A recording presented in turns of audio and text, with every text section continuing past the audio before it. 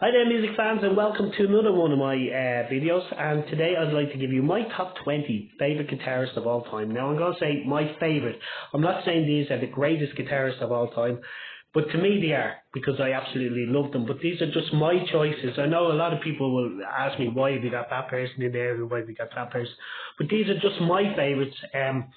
And what inspired me to make this video is that new fantastic single, Going Home, by Mark Knopfler, which features some absolutely amazing guitarists, including a lot that's on this list, including Hank Marvin and Dwayne Eddy, James Burton, Eric Clapton, Brian May. They're all on that new single, which is for the Teenage Cancer Fund by Mark Knopfler, Going Home. Absolutely love it. So that got me thinking, what are my favourite guitarists? So here's my top 20. It's absolutely impossible to make a top 10 because I was leaving too many out. So here's my top 20. Number 20, Brian May. Absolutely love Brian May. Absolutely love Queen. I love his sound. I love the sound of his guitar. His original sound. I don't think anybody can play that sound like him. And I hadn't seen Queen once with Paul Rodgers. I was too young to actually see them play with Freddie, unfortunately. But I did see them with Paul Rodgers, which was absolutely amazing. And I did see Brian May. He was sitting a couple of rows in front of me when I went to see We Will Rock You in London back in, I think, around 2006. And he was in a couple of rows in front of me, and he got up and had a bow, I think, at one stage during the show. So, yeah, Brian May, number 20. Number 19, I have Kelly Jones. Absolutely love Kelly Jones.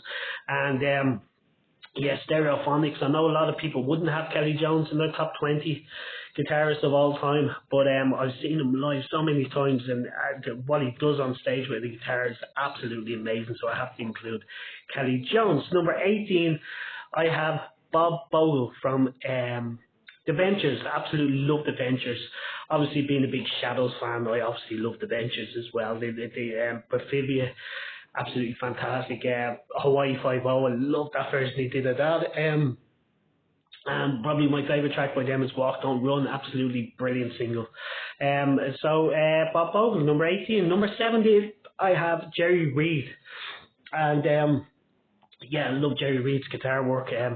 Right, he wrote some fantastic guitar songs, including Guitar Man, that Elvis recorded. I love Jerry's version. I love his version of Framed. I love The Claw. I love his version of Bad Bad Leroy Brown. Obviously love all the stuff he did with Smokey and the Bandit and everything later on. So Jerry Reed, number 17. Number 16, I have Chet Atkins. Being a rock and roll fan, you have to come across the name Chet Atkins at some stage. He played on all them early Everly Brothers songs. But he had a solo album that I absolutely loved, that features two great tracks. Mr. Sandman, a great version of that, instrumental, and Freight Train. Absolutely love that version, and I love his version of a Snowbird, the Anne Murray, that he did much later on as well. So number 15, I have JJ Cale, and I probably got into JJ Cale through my love for Eric Clapton, and Eric Clapton recorded some amount of JJ Cale songs through his career, but some of my favourites, After Midnight, I'll Make Love to You Anytime, a great track called Traveling Light that he did. Just a fantastic guitarist. I got one of his CDs back in the 90s called Any Way the Wind Blows, which was the greatest hits, and I just loved his music ever since. Absolutely fantastic guitarist, JJ Cale. Number 14, I seen this guy live probably in 2007, and Carlos Santana. Absolutely fantastic, and he's kind of got a revive to his career with Smooth with Rob Thomas, and in the 2000s, and I absolutely loved that record, and got me all into Carlos Santana again. And yeah, I love Black Magic Woman. She's Not There. Absolutely love the early stuff, but I had this Supernatural album that he did that features that track Smooth. Absolutely fantastic album. So number 14 is Carlos Santana. Number 13, probably King of the Blues, B.B. King. Absolutely love B.B. King. The Thrill Is Gone. What a track. Playing to be the Paying to Be the Boss, absolutely love that as well. I don't know whether you get away with lyrics like that these days, but I absolutely love it. Yeah, B.B. King, just absolutely fantastic guitarist. Number 12, another one from the rock and roll years, and it's Dwayne Eddy. Absolutely love Dwayne Eddy. Very much in the same similar sound as Jet Harris, who I also absolutely love. And 40 Miles of Bad Road, Shazam, Rebel Rouser, Because They're Young. I could go on and on. The absolutely fantastic tracks. So number 11, I have Elvis's guitarist, Scotty Moore. Absolutely love Scotty Moore. Just some of the stuff he put on Elvis's early, some of them solos from Mystery Train and That's All Right Mama, and particularly for the Sun stuff and the early 50s stuff that Elvis did. Scotty Moore is my number 11.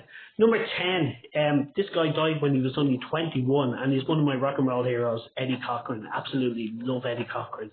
And one of the first albums that I ever heard Eddie was my dad had in his collection the 50th anniversary album. So the album must have came out in 1975. I heard this in the 80s, and it had on it a great, probably one of the first bluesy tracks that I ever heard.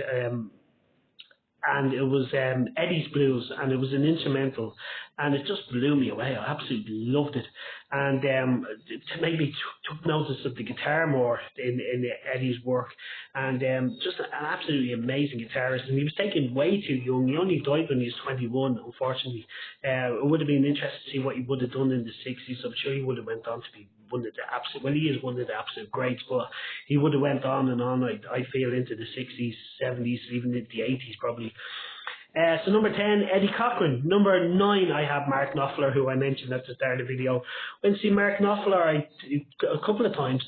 I think the first time I seen him was early 2000s. I was seeing him again in 2006. I've never seen him with Dire Straits. There were 2 solo gigs I seen him with, but absolutely fantastic guitarist, as everybody knows. Number 8, I have Gary Moore, who I got into. One of my ex-girlfriends actually gave me a CD. She knew I'd play guitar, or trying to play guitar, and she gave me a CD called Ballads and Blues by Gary Moore, and I was actually blown away when I heard the tracks. The only track I knew on the album before that, well, I knew 2 tracks, Parisian Walkways and Still Got the Blues, and they were probably the only 2 tracks I knew of Gary Moore before having this album. And when I heard the album, I was absolutely blown away, and I got a whole bunch of his CDs after that. So Gary Moore is number 8. Absolutely love him. Number 7, I have George Harrison. I can't leave out the Beatles lead guitarist, George Harrison. There's some of the work he did, some of the intros to tracks. Paul McCartney has given him credit for putting a couple of intros onto even Paul McCartney tracks like And I Love Her, and some of the guitar work he did in the Beatles was absolutely amazing. I love his guitar work, particularly on a song that Paul sang called Till There Was You. Absolutely fantastic guitar work on that. George Harrison. So number 6, I don't know whether people have this guy in their top 10 or top 20, but I went to see him for the first time last year, and absolutely amazing guitarist. And it's John Fogerty, lead guitarist, lead singer, so main songwriter of Creedence Clearwater Revival. I think he's very underrated as a guitarist, but absolutely amazing guitarist. If you listen to any of them Creedence stuff, and seeing him live, he did I think he done about a 7-minute guitar solo for one of the solo tracks called The Old Man Down the Hill, the old Man Down the Road, and just absolutely amazing guitarist. So number 6, John Fogerty. Number 5, I have Jimi Hendrix. I have to have Jimi Hendrix. He's definitely up there. I wasn't a big fan of the heavy kind of 60s music when I was younger, and I kind of got more into Jimi Hendrix and Cream and Leonard Skinner and all later on, and when I started playing in bands.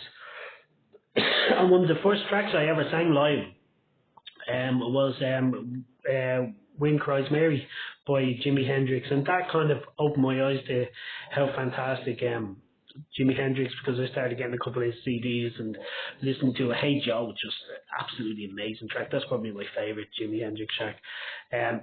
So number 4, Eric Clapton, who people said he was God back in the 60s.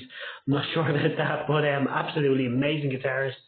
Seen him once as well, Malahide Castle in Dublin, probably around 2007, 2008. That was around the time I was going to a lot of concerts. So I seen him around that time. And the funny thing about that concert is when he actually came to play Layla, it couldn't be heard. The audience couldn't hear it. Obviously, they could hear it still on stage because they kept playing. But none of the audience could hear the whole track. Something happened with the sound. And the sound only came back for the piano bit at the end of the track. But it was absolutely amazing to see Eric Clapton live. I remember it was absolutely pissing rain and got absolutely soaked that day. But absolutely amazing concert. It was worth getting drenched. It was worth having the flu. Number 3, I have Mr. Rock and Roll himself, Chuck Berry. I couldn't leave him out of my top 5. Absolutely love Chuck Berry.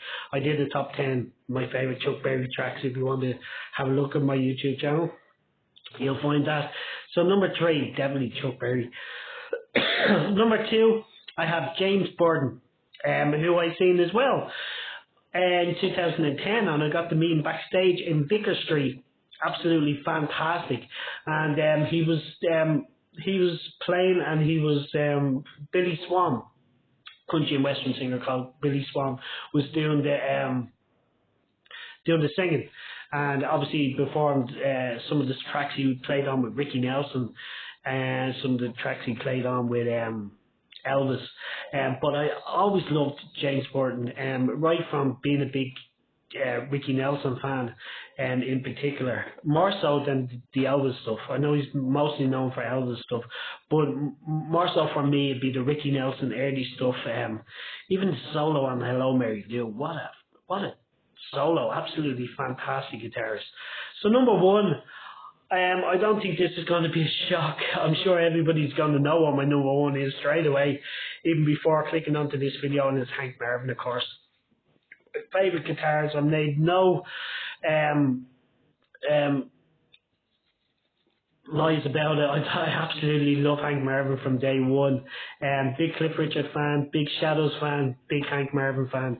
I seen Hank for the first time in 2005, I think it was, no, it was earlier than that, in Vicar Street again, Dublin, and then I seen them with the Shadows final tour.